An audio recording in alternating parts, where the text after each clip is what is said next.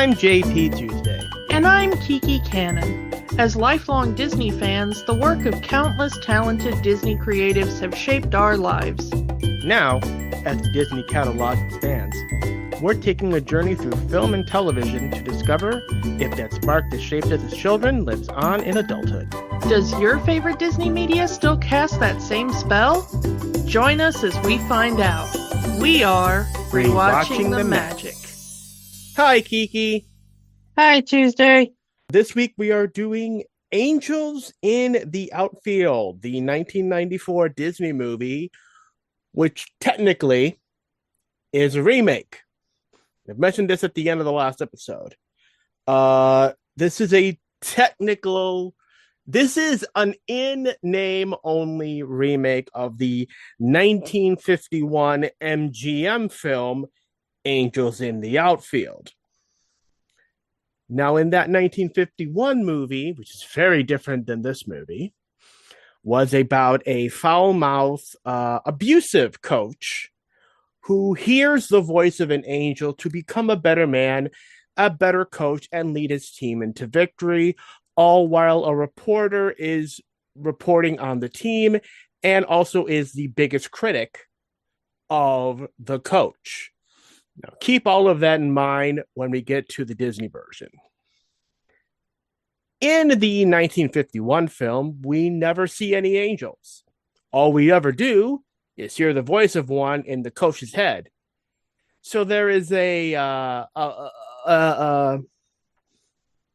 some plausible deniability that the coach is just hearing things, but also maybe there are angels helping the team.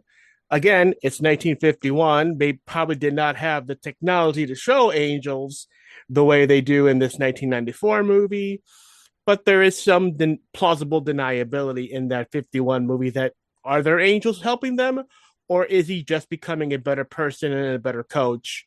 If you ever want to watch that original film. So, of course, this is 1994. At this point, MGM and Disney are already in their partnership for the Disney MGM studio, so they already had the rights to several MGM movies to use in their parks. I just assumed that they had the rights to this too, and they just decided to remake it. Although the credits of this movie credit this as a Turner-owned movie, which by this point, Ted Turner had bought the entire back catalog of the MGM studios. Anything pre-1985, I think it was. So like Wizard of Oz was owned by Turner at this point, which of course includes Angels in the Outfield. And of course, Turner would later sell his entertainment enterprise to Warner Brothers, so the original movie is now owned by Warner Brothers. But at the time of this movie, they had access because of the Disney MGM Studios partnership. So it's a nice little bit of history of how that movie got made. But it also shows that what this movie is and what the original movie was, other than having angels and a mean-spirited coach that becomes a better person, there are really no other similarities in this movie. There are a couple, and we'll point them out as we go through. Mm-hmm. You're right that they made it a bit more kid-friendly because the original movie was very much geared towards adults. Apparently the original movie was the favorite of President Dwight D. Eisenhower. So that was the demographic they were going for with the original. It was very much a film geared towards the adult audience, not adult as in R-rated, but, it was a movie for, a general audience. This was very much a, PG family film that was geared towards our age group when it came out. And this was very much on TV constantly when we were kids. It was, uh, every summer and, spring and summer when baseball was on, this movie was constantly on TV. So I probably hadn't watched it since I was a kid. Same. But when I was a kid, it was constantly on, and I had probably seen it a ton of times then just because it was on. This and a couple of other baseball movies of the era, and that does segue into the other thing I wanted to talk about is that this movie came out in July 1994. 1 month later would be the very famous historical baseball strike. Major League Baseball went on strike, canceled the entire rest of the season, including the World Series. So there was no baseball on TV. So all we really had are these baseball movies. And while this movie was not intended to be part of it, there was this group of films that was made during the baseball strike to get people to like baseball. Because, hey, once we figure out this strike situation and baseball comes back, we're going to need people to fill those seats. So let's make some baseball movies, put them out there, and people will start to love baseball. It did work. There are people who say, their first exposure to baseball were movies like this. You had, and like I said, unofficially, we had Angels in the Outfield. The year before, there was The Sandlot, which we have talked about. There was Rookie of the Year, which I think was a Fox movie, which we could talk about. We also had a movie called Little Big League. So those movies, Rookie of the Year, Sandlot, Angels in the Outfield, Little Big League, kind of were aimed towards children to get them to like baseball, all coming out either in theaters or on home video right when this strike is coming, right when this strike is happening, to get kids to like baseball. And when baseball came back the next year, kids are now into baseball because they watch these movies. Didn't work for me. I don't know if so. Well, it didn't work Yeah, it out. didn't work for me Yeah. for me either. But there are people of our age group in their 40s who will say, it's those movies, those four movies I mentioned, that was their exposure to baseball and got them into watching baseball. And when baseball came back in 95, they were watching it and they got hooked ever since. So it did its job. Yeah, the interesting thing is that when I was doing the research for this, this is a movie that for our age, we have, I'm not sure if you'd call them fond memories necessarily, but it's definitely ingrained in us. And I had kind of forgotten that this movie did not go over so well with critics and stuff at the time. Like when I was looking up what the general consensus of critics and the box office, which like it did okay at the box office. It made its money back and then some. But it wasn't like a smash hit or anything. And the critics were kind of not that kind to it. They were like, well, it's a movie. What do you want? I think just because we have such consistent memories of it Mm-hmm. that we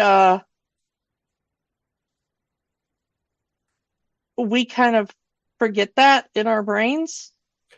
I mean, the the phrase cult classic comes up a lot. Um, and a lot of it is, these are the movies we saw on TV when we were growing up because they were always on TV.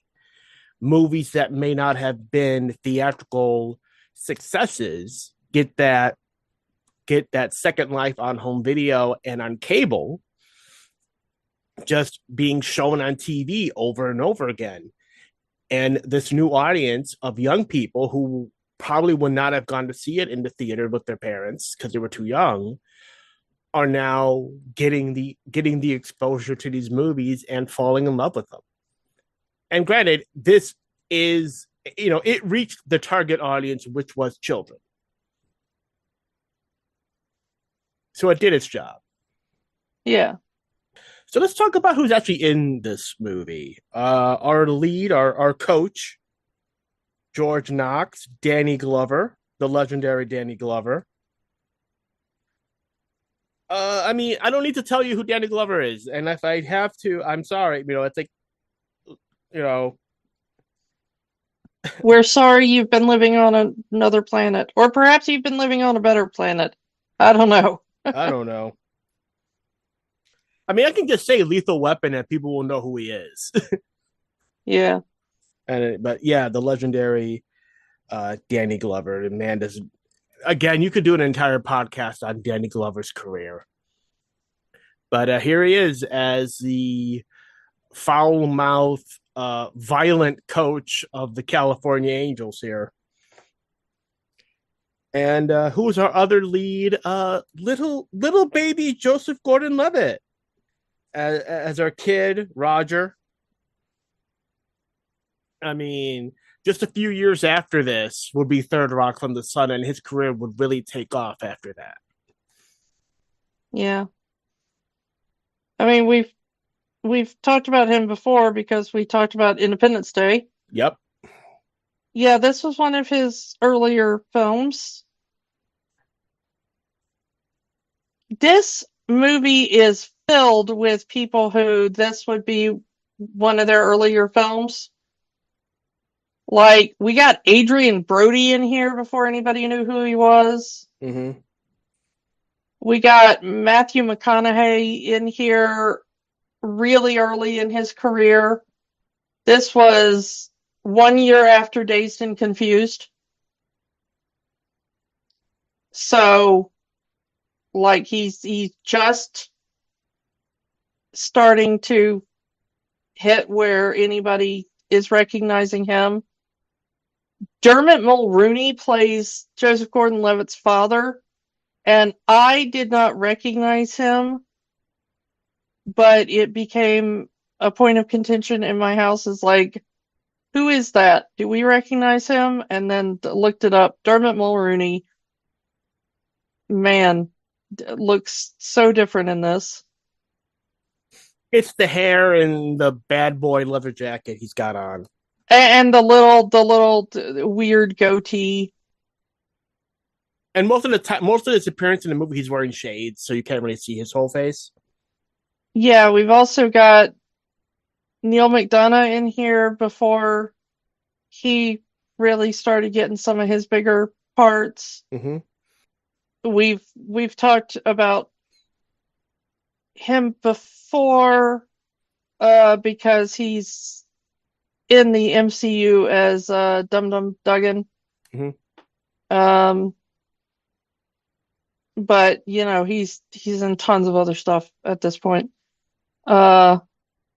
Including the fact that he once played President Dwight D. Eisenhower. There's your connection to this movie. The man who really loved the original of this film, which is hilarious. Mm. But yeah, and we've got Brenda Fricker, who had just a couple of years earlier won an Oscar for being in My Left Foot. And 2 years before that would have been the first time probably either of us had seen her, which was in Home Alone 2. She's the pigeon lady. Hmm. So if you're watching this and you go, how do I know her? That's how you probably know her if you're our age. Three more names I want to throw out there. Of course, our angel, Christopher Lloyd, the legendary Christopher Lloyd.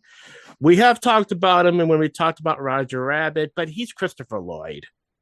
Yeah. He's a what can I say? Again, we could do an entire podcast on Christopher Lloyd's career.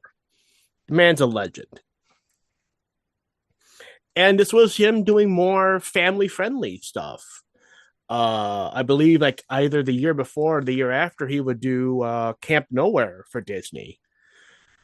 And he had just done Adam's Family at this point in time.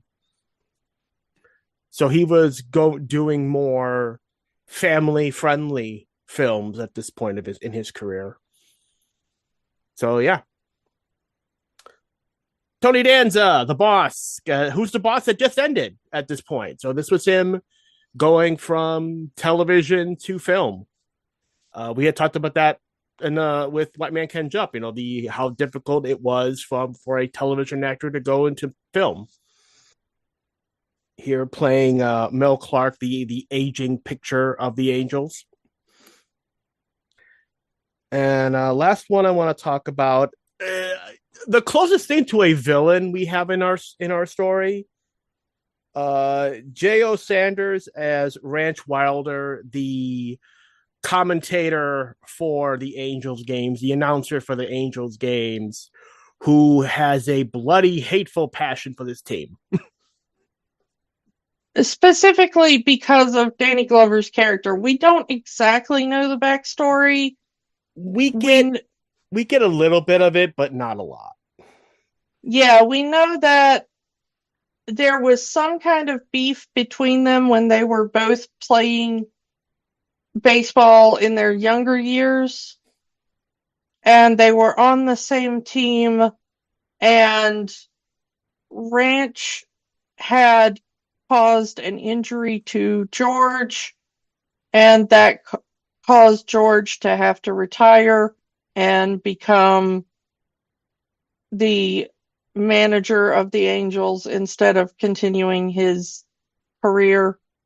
And we don't know why Ranch is no longer playing and became a sportscaster. But yeah. Yeah. Ranch really has it in for George, and we don't know why, but it seems that the injury he did to George may have been on purpose. But Yeah. the movie doesn't really go into it as deeply as maybe you want it to, because we don't know why there's this beef between them.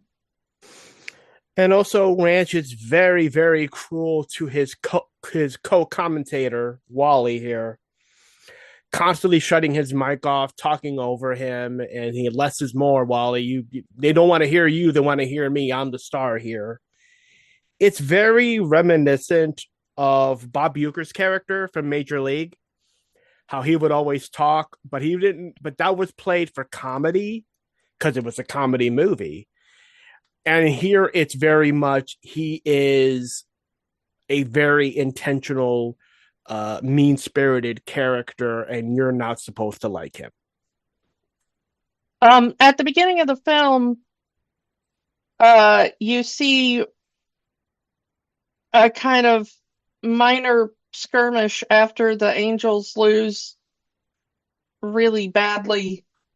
In the first game we see them play, and Ranch comes up and confronts George about well, why did the team suck so bad? And as they're on TV broadcasting live, George just hauls off and texts Ranch. And even though Ranch is being a bit of a jerk, it does kind of seem to come out of nowhere at that point in the movie. But by the end of the movie, you're like, yeah, he really deserved that punch and a lot more. But this is also to show that he is to show that George Knox is very much a foul mouthed coach. He's a supposedly a terrible coach, but as the narrate as we were told in the movie, he was a very successful coach for the Cincinnati team. In fact, that's why he was hired. He was brought over from Cincinnati to California to turn the team around, and all it's done is the team has become the worst team in the league. So he went from coaching the Cincinnati team, which was one of the best teams in the league, made it all the way, did not win the World Series the previous year, as they stayed in the movie. But it was enough for the Angels to hire him as their new coach. And now he's gone from basically coaching the number 2 team in the league in Cincinnati to now coaching the worst team in the league with the Angels. So what happened? And we don't know. It's just, it's just things happen. I mean, there's a million sports stories like that every year of successful coaches going from one team to another, and the magic ain't there. It just happens. As George says, there's a thing called talent. These guys don't have it. Yeah. We need to talk just briefly before we go any further about why this movie centers around the then California Angels. One, of course, it's Angels in the outfield, and the team is the Angels, and synchronicity. The original film was the Pittsburgh team. And part of that is the Angels did not exist when the original film was made. So it was the Pittsburgh Pirates. But by the time this film was made, there was a team called the Angels. Okay. So that's reason number one. But the bigger reason is that the Angels were started by Gene Autry, the singing cowboy himself, and he asked Walt Disney to be on the board of directors for the Angels. And Walt Disney was on the board of directors for the Angels from 1960 until his death. And then the Walt Disney Company became a minority shareholder, partner, whatever, in the Angels later on. So at the time this movie was made, the Walt Disney Company was partial owner of this team, just like how they would go on when we talked about the Mighty Ducks. This was a franchise that they were at least partial owners of. And at the time, there was speculation that even though the company was a minority owner, that they kind of had more say in how the team was run than a minority owner probably should. So, eventually, after this movie was made a couple of years later, they would kind of take over the controlling share, I think. Um, and then eventually, in the early 2000s, they would sell the franchise just like they sold the Ducks franchise. So And that's kind of the background of why we're dealing with the Angels instead of the Pittsburgh Pirates like in the original movie. mhm. Of course, they were the California Angels at the time of this movie. Around that time of everything changing, they became the Anaheim Angels and finally the Los Angeles Angels, which they are now. Yeah. We know why it's called the Angels, why it's the Angels team, but why the Heavenly Angels are part of this movie. And that is Joseph Gordon-Levitt's character, Roger. At the very beginning of the movie, Roger and his well, Kiki, you've got a buddy named JP, and so does Roger. Yeah. Everybody should have a buddy named JP. I highly recommend it. Yeah. So Roger and his buddy JP, they talk about, do you believe in angels? They make that right off the bat. They make that question. And because this is a Disney movie, we need some dead parents. So Roger has a dead mom. JP has a dead dad. JP's mother has gone off somewhere. We never see her in the movie. Roger's father is kind of a deadbeat. So they live in this foster home that with Brenda Frecker's character Maggie. So that's the setup here. Roger hopes to one day be reunited with his father and be a family with his father. His father does not want that. He ever since his we could assume wife, we don't know, they never say it, but Roger's mother, ever since Roger's mother had passed away, his father seemingly has no interest in raising a child.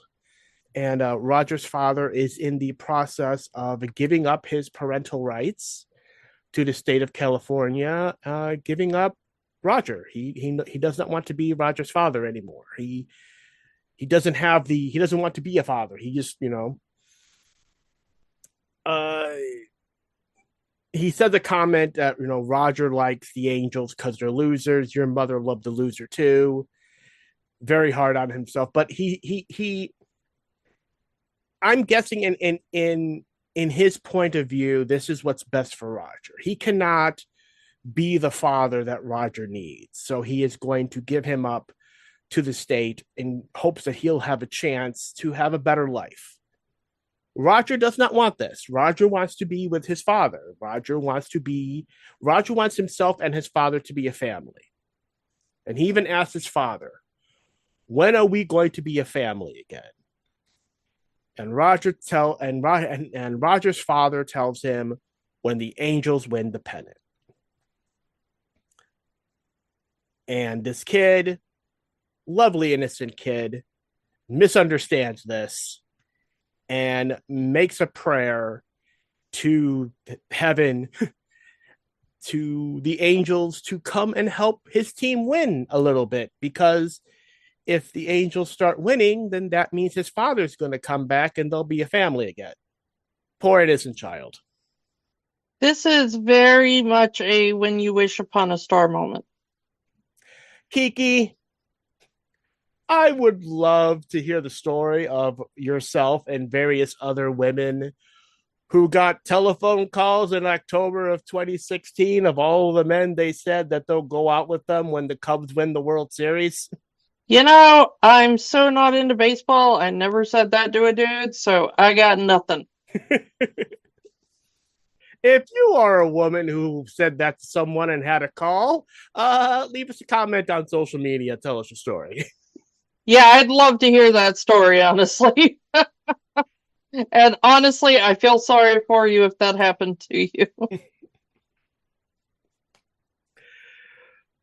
Um, but that's what he does. He makes a prayer to the angels to help his angel team win because he believes that will bring his father back and that they will be a family again.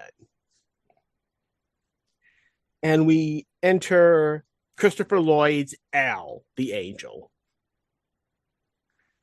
And he tells him, yeah, the angels are going to come. They're going to help us out, help the team out. I will say that we kind of skipped over one of the most repeated and honestly most annoying to me personally things in the movie, which is the little kid JP has his little catchphrase that I think the writers thought was going to be cute. It could happen. It's even the tagline on the posters and stuff for the movie. Yeah, because, maybe your dad will come back and maybe my mom will come back. It could happen. You could see angels and maybe one day I'll see angels. It could happen. Little JP is really the naive little kid. Like he's been through a lot. They say that his backstory is that he has a lot of trauma because he lived in a car with his mom until the state discovered it and took him away, and put him in foster care. And so now he has a lot of trauma and won't ride in cars and stuff. So you see things throughout the movie like Danny Glover taking the kids around in buses or vans or anything other than like, a four-door car. And it's just to help the kid with his trauma response from having slept in a car for so long. Which is it's nice of Danny Glover, that he makes that concession. You realize like what a tough life this kid has had, but at the same time they give him this really backwards, naive hopefulness, this like little orphan Annie kind of sun will come out tomorrow sort of thing. And JP also has the very same response to other kids as they are put in other homes. There's kind of a bully older kid in their house that kind of makes fun of the other kids for believing in angels. But later in the movie, he's basically adopted, and JP has a breakdown over it. Yeah, that may have been his bully, but it was, the basically a brother for him, and now that brother is gone. I have a little bit of background knowing, foster kids and stuff like that. Um and I know that the thing that happens most is that a lot of times kids in that position crave stability, even if it's not good stability. So Mm. even if the kid is kind of a bully to him and stuff, it's a kid he saw every day. It's a thing that was dependable and he got used to it. I come home every day and that kid is there. And now I come home and that kid's not there. This is a sudden change in my world. And it upends your stability. And for a kid like that, it's the last thing he needs, you know? he wants things to be the same for a while. Even if it's a toxic environment, as long as he knows what's going to happen day in and day out. And so that's why he reacted like that. You know, like, yeah, the kid wasn't nice to him, but it was a dependable thing that he could rely on. You know, I will come home, that kid will be there. And then one day he comes home and that kid is not there, and he will probably never see that kid again, and will never know what happened to that kid.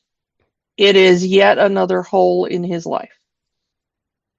So I do kind of feel bad for him in that moment, because I've known kids like that.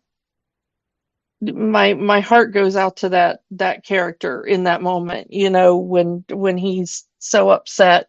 And you see it mirrored again at the end of the movie, which, we'll get to, but that struck very realistically to me Hmm. as to why he would uh do that. The thing is that after Roger has his little prayer, they he and JP go along with a group of other foster kids and stuff from various homes to a game like the next day or something. But the announcer of the baseball team said it's Kids Day at the park. And that's probably why all those foster kids are there. So I assume that kids get in free. So the state says, all right, we'll send a bunch of these foster kids to the ballpark so they can watch a game because it's free. I assume. Yeah. Well, the thing that got me though is that, like, okay, so you're in charge of all of these kids. You bus them there on a state bus. They're wards of the state. You presumably have a, you know, an adult or multiple adults watching over these kids. And yet, when we see Roger and JP, they are by themselves next to just some rando dude, and there are no other kids around them. This is not how you take kids on a field trip, especially if they are like wards of the state, you know? Mm-hmm. And I'm like, what the hell? Like, this, all of the like angels showing up and everything, this is the most unrealistic part of the movie to me. I know it's weird, but it is. And the fact that they would let these kids in without supervision in general. Like after kids that young, no self-respecting business would allow them into the establishment without some kind of supervision. But like you said, these kids are by themselves. So it's like they bust the kids there, let them into the park, and then just don't do anything.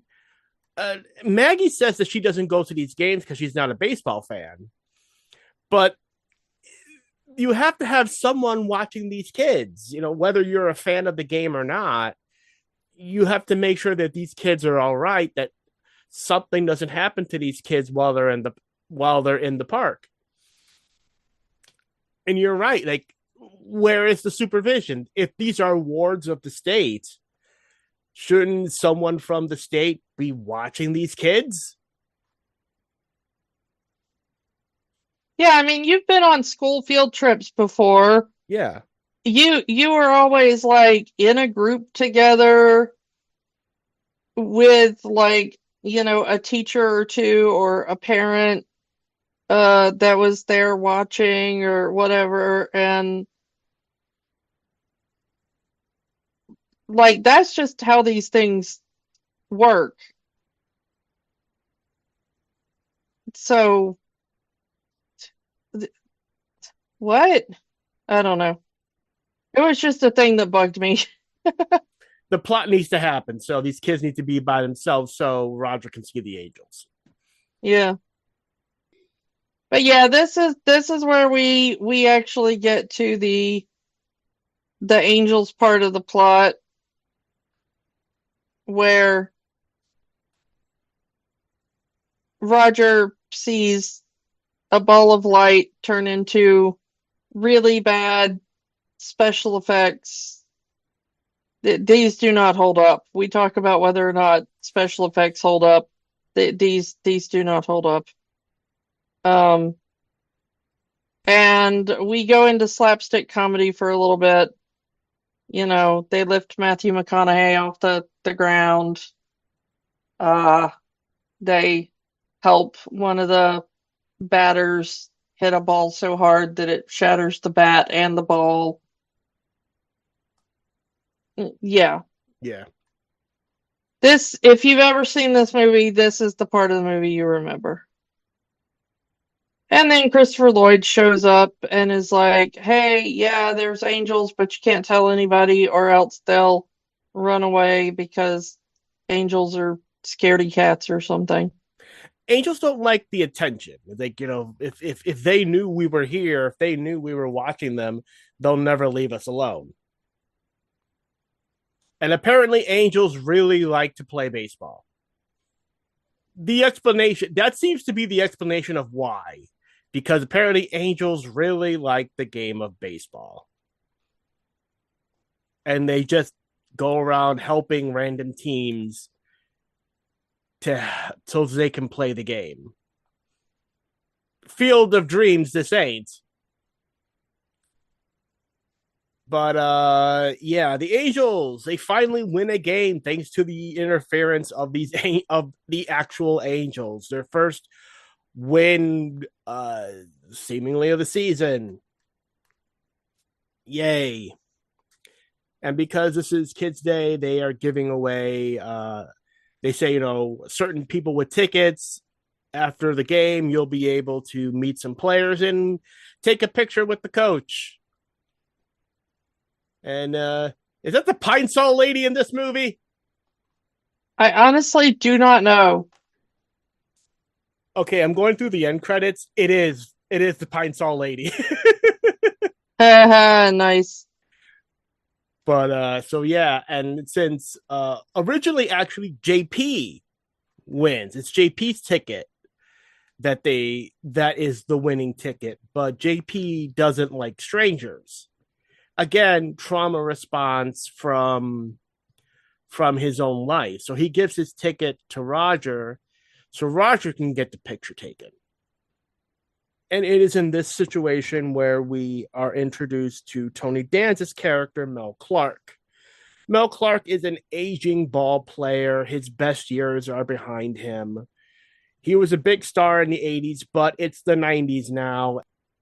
He is currently on the injured reserve list after an injury, but he's been cleared by the medical doctors to play, but George refuses to put him in. Like, you may be medically cleared, but I'm never taking you off the injured reserve list. The only reason you're here is because you have a contract with the team and I can't fire you. So that's kind of been his job for however long George has been the coach. Is you have this aging ball player and you're basically having him come to games dressed in uniform to be the bench warmer. And he wants to play. I got one more in me. Just give me a chance. Put me in the game. I can do it. And George tells him, no, your best years are behind you. You will never get off the injured reserve list. And that's his story. But little Roger, so enamored by what he just saw, he just can't help but tell the coach, I saw angels. Yeah, they're the players. No, real angels. There's angels in the outfield and the infield. There's her title drop. Yeah. But yeah, he tells him, hey, I see angels, and they help the team win. And of course, George looks at him like, this kid's crazy. But when he goes and looks back at the footage and asks the players are like, yeah, it felt like something grabbed me and picked me up, and it felt like something was swinging the bat with me. And he starts thinking, like, well, maybe this kid is a good luck charm or something, you know? Yeah, he doesn't believe in the angels part, but he does start to believe that this kid is some kind of good luck charm. Superstitious sports stuff. Well, the ball players do rub a pole in the locker room before and after every game, hoping that they win. It hasn't helped them so far, though. Yeah, but I mean, everybody knows that sports people tend to be very superstitious about things, you know. Yeah. So he's thinking, you know, maybe this kid is good luck with stuff.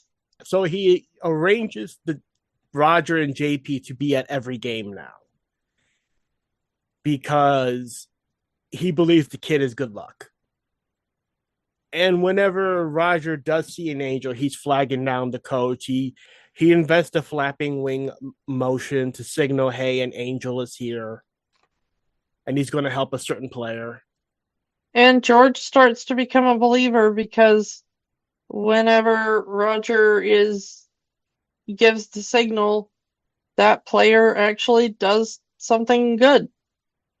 Even though the kid, like, no, I'm not putting that player in. I'm not subbing my best player for my. I'm not putting my worst player to replace my best player. That's crazy. But kid says, "Trust me. He's got an angel with him. He's going to play good." And he does it anyway. And yeah, the worst player on the team starts getting hits. He starts getting runs.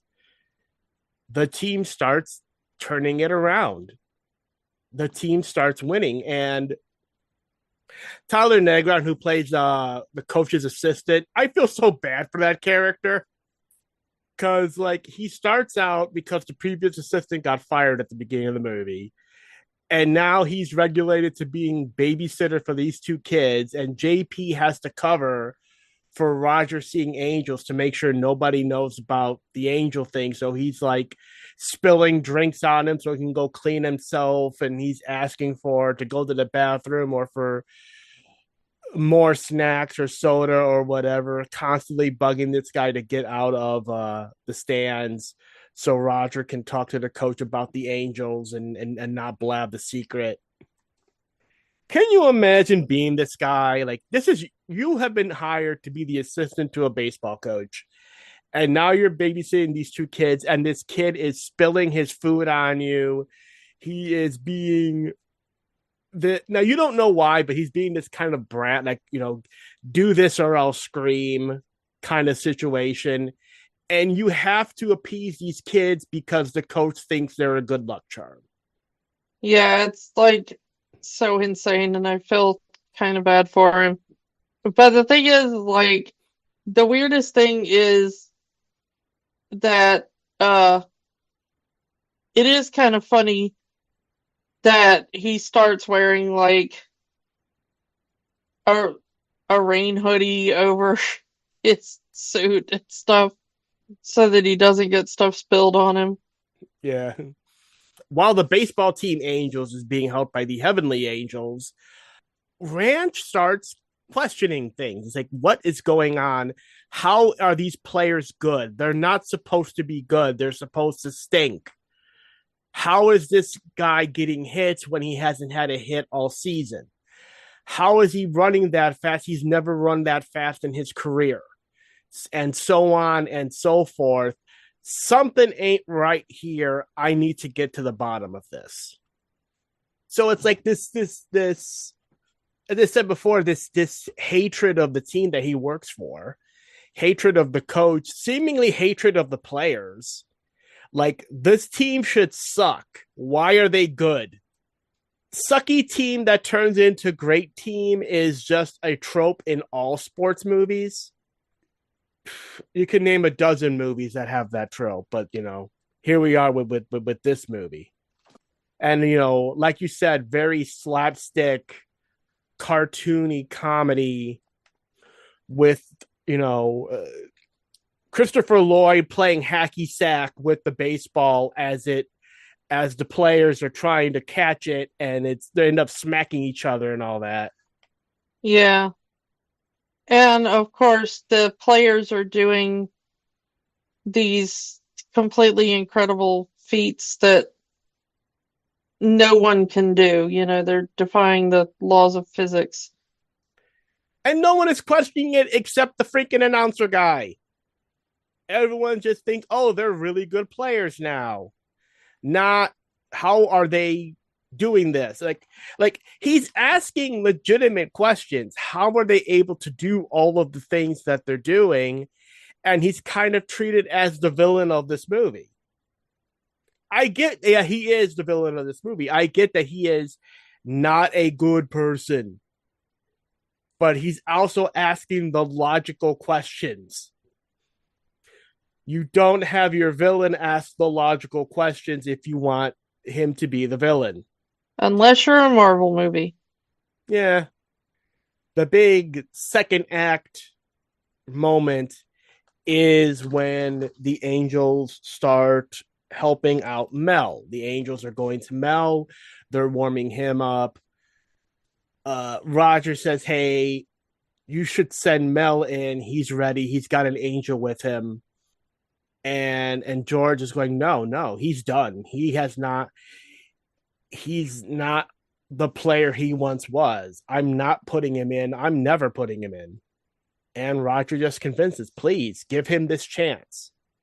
Give him this chance, put him in, see what he can do. So against his better judgment, George allows Mel back into the game. I'm taking you off the injured reserve list. You start in the game. And Ranch makes the comment, Mel hasn't started a game this decade. Keep in mind that this is still 1994, and he was considered one of the top players of the 80s. So one could say he hasn't started in 4 years or 5 years or whatever, but if you're watching this outside of 1994, it's going to sound like a longer time than it is. Yeah. And you had texted me while we were watching the movie because the angel helps him get that good pitch, and it's one pitch and a montage, and then the Angels win in a 1-0 shutout. Yeah, but the way the movie is edited, it makes it look like, here's Tony Danza and he's going to start, he's the starting pitcher. And then you basically see him pitch one pitch. And then the way it's edited, that's kind of the one pitch you see. And then he strikes the guy out. And then they're like, and that's it, folks. The Angels win with a shutout, 1-0. And I'm like, so that was literally the only pitch of the game? Like, because the way it's edited, it just makes it look like he strikes out that one player and they win the game. But also, they say that he was the starting pitcher. It's not like he was like the relief pitcher that came in at the end of the game. So it's a really bad editing job. I know they're intending it to be a montage, but it doesn't work out as a montage. It makes it look like there's just one strike in the entire game, and that's the shutout. It's like, Yeah.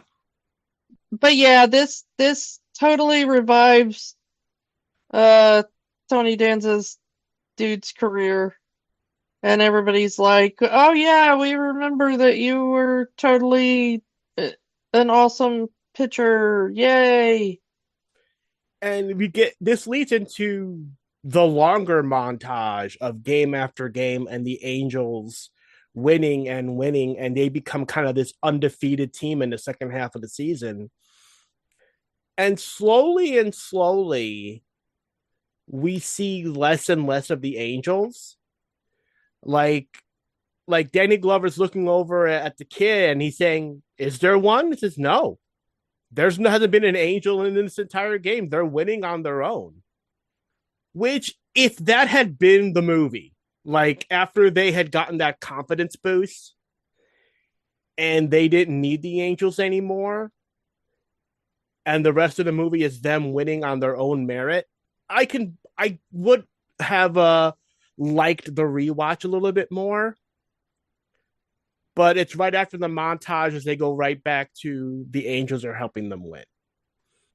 Yeah, it is a bit inconsistent in that part. But after all of this, there's a great moment here. It's a great humanizing moment for Danny Glover's character because he says to the kid, "If there's anything I can do for you, name it." And he does. In fact, he ends up taking quite a number of other foster kids and playing baseball with them, teaching them how to play the game, including this one little runt of a kid, cute little runt of a kid who's never played baseball in his little life, and he teaches him how to play. Like, when I say now, you swing the bat and hit the ball, and all of that. It's a very cute moment, and it shows the change in the character of George Knox, going from it's kind of the completion of the transformation, going from this bitter, foul-mouthed, violent man to this kind-hearted, almost fatherly figure for the kids. Yeah, it's a really cute scene and I like it. And I do love the joke of he had the little kid who's never played baseball and he hits it and he says, "Go, go, go, round the bases, run home, run home, run home, run home." And the kid literally runs home. He's never played, he doesn't know. Yeah. But now comes the big part, the road games. Now they've set up a fax machine that when he watches the games at home, he can communicate with the the team, the coach. They say originally that they've worked out a deal that he can call the dugout phone number, but eventually we see it's a fax machine. So he'll get his what players are there, sends it to him through the fax machine, yada yada. And it starts to work there too, but the monkey wrench thrown into this is during one of these away games, he gets the news that he has to appear in court, family court, as the finalization of Roger's father giving up his parental rights have come up. And it's the same day as one of the Angels' home games.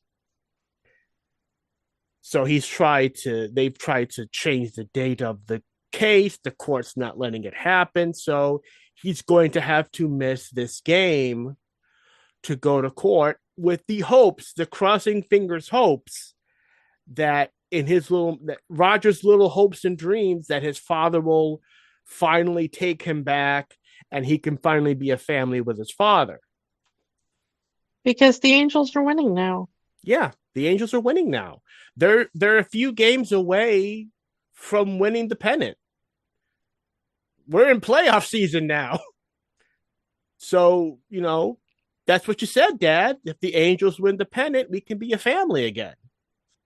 So, family court comes, and Roger's father kind of has to tell the truth. He has to break it to him. It's not going to happen, kid.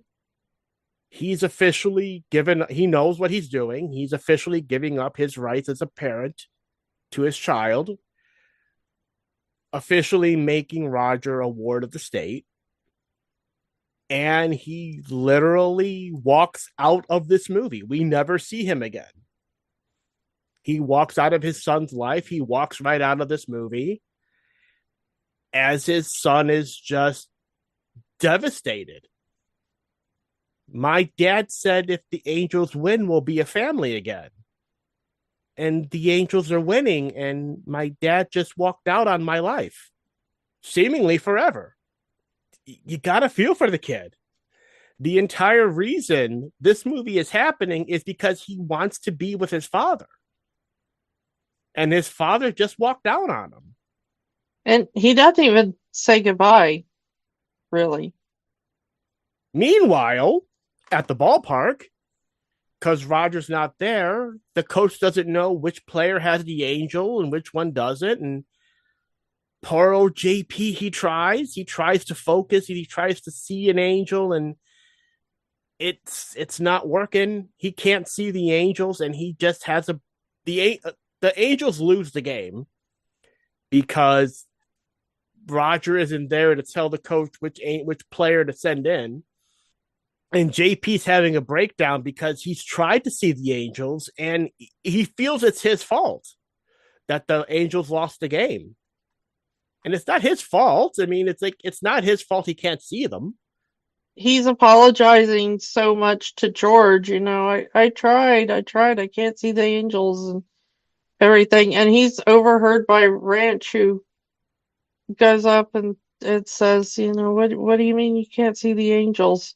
And JP doesn't know any better because he's such a naive little kid.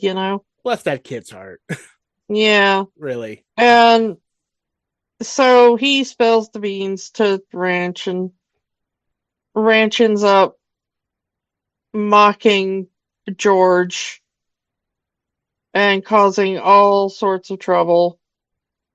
And the owner of the team is like, wait, so you've been running the team on like a kid who thinks he can see angels? And he's like, that's it, you're fired, and holds a press conference to be like, because now it's big news, because Ranch writes like an article about it. And His hatred of Coach Knox runs so deep, he's going to ruin his career over this.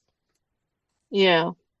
So the owner holds a press conference basically to say, like, hey, I'm going to fire George, and that should take care of everything. I don't know why that would take care of everything.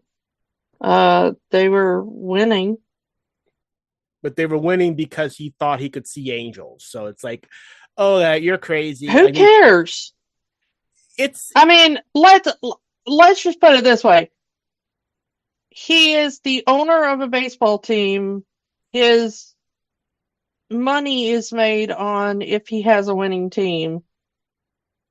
At this point, he's not going to care if the manager, like, does a little jig in the dugout before every game, Like, if that's what makes us win the game, that's what makes us win the game. Like, if you're not outright cheating by the rules of the league and you're not doing anything like illegal or otherwise unethical, like, who cares if you think you can see angels? Who cares if you flip a coin before you make every call? Are you winning games? You're winning games, and that makes me money. I want to backtrack one moment before we really get into the press conference scene, because the press conference scene is really good, but I want to get into this. It's another one of those humanizing moments here after Family Court. As Danny Glover is dropping off JP at home, he sees what's going on, that Roger's father had walked out on him. And it's just this great moment where he kind of empathizes with Roger. My father walked out on me too. And a feeling like that makes you distrustful of other people. And you shouldn't let that happen to you, because I let that happen to me. I became distrustful of people because my father walked out on me and my brothers. So you have to keep the faith and keep trust in people. Otherwise, you'll become me. And that's a great moment right there. Yeah, I did love that moment. And like I said, he does say original that he needs to be somewhere, but no, there's nowhere I need to be than right here with you, helping you go through this, which again shows the change in Danny Glover's character that he's gone through this movie. But let's get to this press conference where the press has pretty much laughed this team out for believing in angels, for their coach.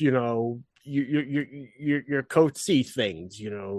What's your how are you going to react to this? The bad press that the team is getting because of this angel story.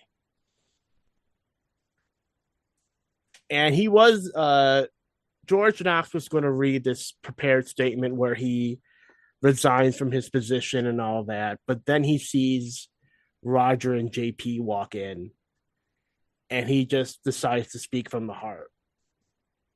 And like you said, this is what he says in the press conference. It's like in sports, there's a lot of superstitions. People pray to God before they go to games. And in some cases, there are players that on days can play beyond their own physical capabilities. Whether that is spiritual or not, leave that up to you. But he believes in things that cannot be explained. And if that is angels or whatever, then so be it. And this is a great moment here afterwards with Maggie kind of stands up and says, nobody laughs at a football player who takes a knee and says a prayer before a game. Football player taking a knee, that is a new meaning in this day and age. Yeah. Or a player crossing himself before they throw a pitch. No one laughs at that. Praying to God is seen as okay, but praying to angels is seen as laughable when aren't they supposed to be on the same side? Whether the angels are real or not, this belief has helped the team and made them a better players. This belief in angels has made the team better. So wouldn't you want to keep going with that? Like which you just said moments ago. And there's this, it's followed by all of the members of the team standing up in defense of Danny Glover's character, saying, it's because of him I believe in myself. Whether it's angels or not, I'm a better player because of him. And all of them agree that they will not play for any other coach but him. So if they fire him, they'll all walk. And it's a great moment where it says, what? The owner even says it. What? He is the coach of this team. And it's a great moment. I can't describe the scene well. You just have to watch it. It's just really good. And it's great acting from Tony Danza. Especially if, like our generation only really know him from Who's the Boss. It's a great acting from him. Yeah. Hold me closer, Tony Danza. You made the joke before I could. But now it's the big game, the pennant game, the big game against the Chicago White Sox. I'm saying this, I'm a North Sider, so I root for the Cubs. But even though I'm not a sports guy, I'm still a North Sider. But the big game, the Angels versus the White Sox for the pennant. And Al makes one final appearance to Roger. He says, I thought you weren't coming because now everybody knows about you. And he says, well, I've come to say goodbye. Championships cannot, we cannot interfere in championships. That's the rule. So if they're going to win, they're going to win on their own. And this is such like complete crap to me because this is so many weird rules that just kind of show up out of nowhere. Yeah, the rules come up when the plot needs them to come up. It's like, I see angels, and there's like, oh yeah, I forgot to tell you the rule. You can't tell anybody that you see angels. Like, oh, you could have told me that beforehand. And then it's like, oh yeah, we can't help you win the championship. Like, well, you could have told me that before I told everybody that we had angels on our side for the championship. This is why I really would have liked that the Angel had just stopped showing up halfway through the movie, that the team was starting to win on their own. They didn't need the Angels anymore. But because this is a Disney fantasy movie, we need to have them keep on going with the Angels effects. Then we get the really sad moment of Christopher Lloyd saying that the reason he showed up one last time was that he came to check on Tony Danza because Tony Danza only has 6 months to live and will be an angel soon. Because he smokes and that's bad for you. And so he doesn't know it yet, but he is dying. And I mean, it is yeah. foreshadowed in the movie every time we see him non-playing, he's smoking a cigarette. So it is kind of telegraphed early on in the movie. Well, this is one of those things you said earlier that like this is an in name only, but that's not quite accurate because this plot point is in the original. Hmm. The picture that this character is kind of taken from in the first movie, this plot point is there too, but it's a little more obvious that this is where the movie is going in the original because the character in the original movie, the picture is much older and it's very obvious that he's kind of on his last legs, not only as a ball player, but just kind of in life. And, whereas Tony Danza was still kind of a fairly young man at the time. And so they had to give him a little bit more tragic backstory as to why he would be joining the Angels soon. In the original movie, it's kind of like the pitcher is kind of there for one last hurrah. And so it's a little more believable that like he will be joining the Angels before long. And this starts Roger's thing. Is like, no, no, no, you can't take him out yet. Even though Tony Danza's character is like he's holding his arm, he's got nothing left. He's been pitching this entire game and he is spent. And even when George goes up to him at the end, uh, Tony Danza is like, "Yeah, I know. Take me out. I got nothing." And so they play a trick on him. Roger goes out and makes the signal for, "Hey, there's an angel here."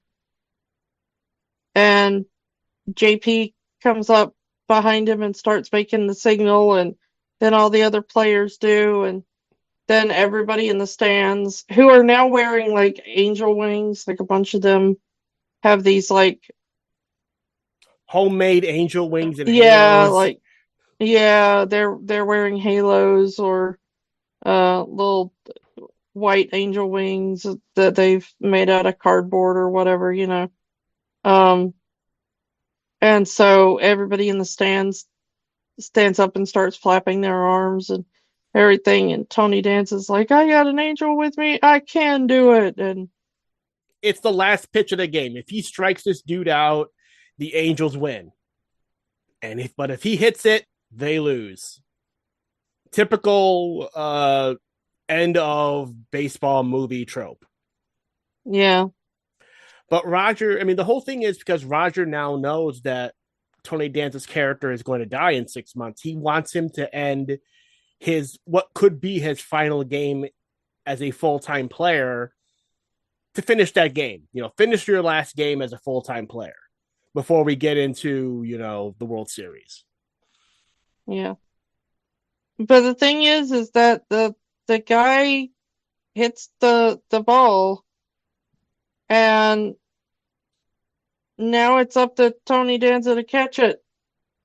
And there's this whole thing where he like dives to catch the ball and it hits the edge of his glove and he goes to roll out. And will he be able to grab it and keep it in his glove? And oh my goodness, the tension. And of course he does. And it's an out. And they win the game. The Angels win the pennant. The Angels win the pennant. Yay. Yay. And I love that scene right after where everyone rushes to field, everyone's hugging, and Tony Danza says to Danny Glover, "Did I really have an angel with me?" And Danny Glover says, "Nah, man, that was a trick. You did it all on your own."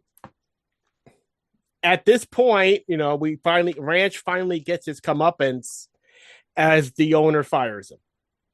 And his co-host takes over, switches off the microphone, and he's like, Yay, go Angels, go Tony Danza, go little kid who can see angels and stuff, and woot. Yay, the Angels win. In any other movie, this would be where the movie ends. However, we have one plot point to finish off. As Danny Glover drops off the kids at the foster home, we get a call. Roger's been adopted, and he's going to be leaving the house soon. And JP again is breaking down. Another one has left. His best friend is leaving him. And, Rogers is angry. No, no, no. I will not leave without JP. I'm not going anywhere. Whoever adopted me, tell them no. I'm not going with them. And Danny Glover looks at him and saying, the guy that adopted you is me. I want you to live with me. And he also adopts JP because package deal. Those kids are not going anywhere without each other. Yeah, they are brothers. Yeah, they are brothers. He's adopted both kids as his own. And the culmination of the change in Danny Glover's character from this bitter, foul-mouthed, violent man to now loving father. And the final thread to finish here, JP, now happy, now that he has a family, looks out and he sees Christopher Lloyd in full angel regalia in that really bad 90s CG angel thing they had all the other angels in. And he says, I knew it. I knew it could happen. And the final image of the movie is Christopher Lloyd as an angel flying out, looking at the camera and saying, we're always watching, as he flies off into space, heaven, whatever, as shooting stars are hit like baseballs around diamonds, as we have a heavenly version of Take Me Out to the Ball Game playing. A bit of a hokey in that final part. Like I said, that CG on the Angels have not aged well. and the angels playing baseball in heaven ending kind of much. The heavenly version of Take Me Out to the Ball Game, bit much. We could have just ended it on Danny Glover hugging the kids and being their new father and ended it that way. Maybe even having, a blink moment where JP sees an angel and then the angel disappears. And we could have ended the movie there and it would have been fine. But I don't think we needed to see Christopher Lloyd in full CG angel mode. That to me was kind of the least egregious part. Another kind of note on the in name only thing. The original movie does kind of end with the main characters adopting a little girl that is part of the movie. So the foul-mouthed main character learning to become a loving parent and adopting a kid is part of the original story as well. Just as a side note there. So yeah, that's another. There's your loose end for this podcast tied up. Yeah. But as for the legacy of this movie was successful enough to get not one but two follow-up sequels. They were both direct-to-video, direct-TV movies. 1997 gave us Angels in the End Zone, which was a football movie. And 2000 gave us Angels in the Infield, another baseball movie. So, yeah, basically the same movie done again. I've never seen either one, gonna be honest. Me neither. Kind of don't want to. Yeah, me neither. If you have seen any of the other Angels in the Saga movies, let us know what you thought of them. But yeah, that was Angels in the Outfield. So, Kiki, does Angels in the Outfield have the magic? I don't know. This one was kind of. I think I remembered it being better than it was on the rewatch. I think because we were kids when we watched this movie the first time, and as you get older, the movie isn't as. It's not as. Trying to find the right word. It's a little too schmaltzy. Kinda, yeah. I mean, it works if you're a kid, but if you're an adult, there's way too much questions you're asking of this movie that it has no interest in answering. Yeah. So maybe if you're a little kid, there's some magic there, but not if you're an adult. I'm going to say it does, but again, a lot of this movie, particularly in the special effects, haven't aged well. I will agree that if you're a kid, this movie's going to be awesome. If you're an adult, not so much. But there is some magic in this movie, and I'll give it that.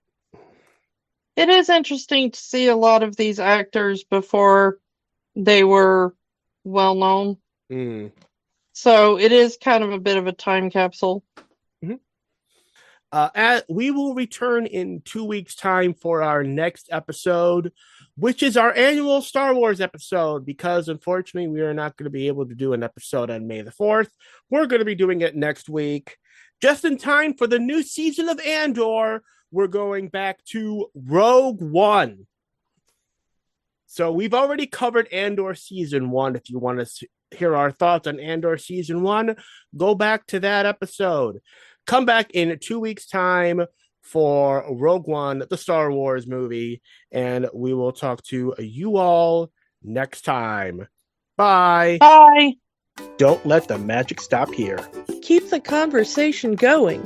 Find us on Facebook, Instagram, and Threads at Rewatching the Magic.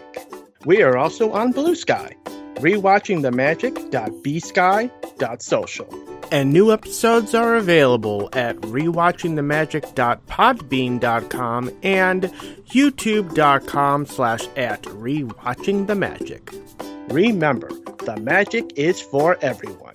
It only stops if you let it. We know that right now, things are tough.